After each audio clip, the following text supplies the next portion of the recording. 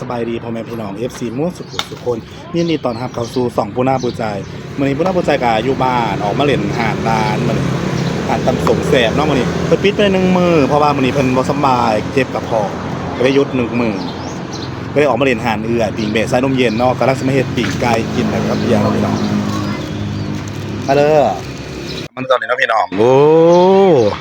แซ่บเวอร์นะว่าเพื่อนมันขาไก่สู้กินมานี่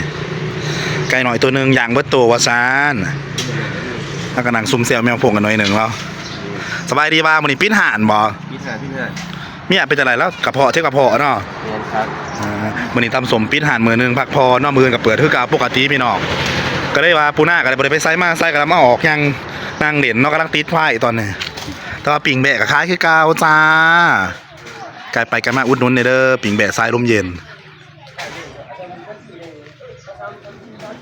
นี่เด้อคือหาน้องเพลินแต่ว่าปิ่งแบะคล้ายคือเกาถ้าก็จะเป็นตอนปิ่งกับตอนทางเด็ดเนาะพี่น้องกันไปป้าอุ่นๆเนี่ยแล้วจ้ามาแสบๆน้ำกันเด้อพี่น้องปิ่งไก่หวานเนาะยั่วๆว่าสันใหม่ๆปิ่งเมื่อโตยนะมันแสบเนาะเพื่อกับพิษหานมือนึงพากันนางเด็ดซุ่มแซวแม่พวกปิ่งไก่กินน้อยนึงตาปิ่งแบะเขาก็ยังเปิดด้วยกาวเด้อพี่น้องไกลไปไกลมากกับมาอุ่นนุ่นในเด้อสายลมเย็นตำสมแสบเรามันนี่พักมือนึงมืออื่นเปิดคือเก้า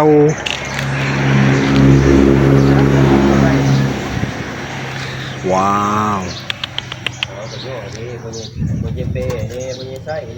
น้องหลังจากเขากินปิ่งไก่แล้วเลยบริทายเบิ่งค่าแต่เมามอยด้วยว่าเมาหน่อยหนึ่งนะที่สำคัญกะฝากที่ตามปูนาในไลน์เด้อฝากเบิ่งปูนาเนี่ยปูนาก็สิพยายามถ่ายต่อไปเพราะได้ไปเบิ่งจักสิผ่านบ่ผ่านเพราะว่าอัน YouTube เพิ่นให้คนติดตามอัน 1,000 คนคลิปนึงต้องในเบิ่ง1,000 คนเบิ่งสินะแต่ปูนาก็พอเฮ็ดไปคนกำลังติดตาม40กว่าคนคนเบิ่งก็10-20คนแต่ละคลิปนะแต่ก็ฝากคอมเมนต์เป็นกำลังใจให้ปูนาในเด้อปูนาก็สิพยายามถ่ายไปตลอดแหละเอาที่ยกมาเยอะ